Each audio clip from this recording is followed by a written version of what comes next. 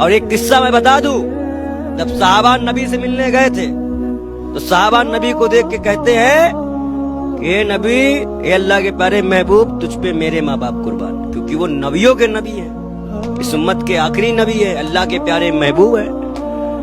اور جب وہی ہمارے نبی پیارے محبوب اللہ کے وہ گئے سید فاطمہ کے پاس، تو ان کو دیکھ کے کہتے ہیں اے سید فاطمہ، تجھ پہ میرے ماں باپ قربان۔ اتنا بڑا مرتبہ انہوں نے مہیلاؤں کو دیا۔ شراب بند کرائی کہ کوئی مہیلا پٹے نہ، سختی سے حرام کرائی اس امت میں شراب۔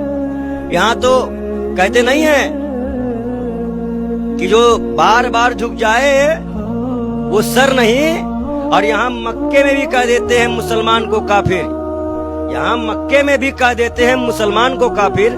میں کھانے میں جا کے کوئی کافر کسی کو نہیں کہتا، کیونکہ وہاں سب نشے میں ہوتے ہیں۔ لیکن آج کلیوگ ہے، آج تو ہمیں اور بھی کٹور ہونا پڑے گا، کیونکہ ساری امت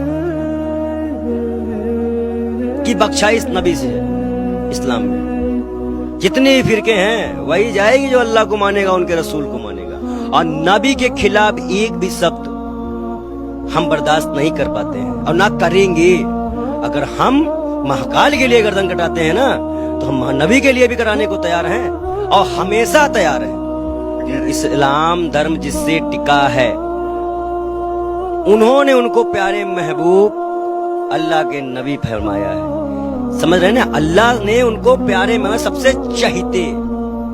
یاد کرے ابلیس کا کیا کیسے بنا ابلیس، خالی مٹی کی پتلے کو سلام نہیں کرنا سویکار کیا، کیا اس نے کیا، اللہ نے جاؤ شیطان بن کے بیٹھو۔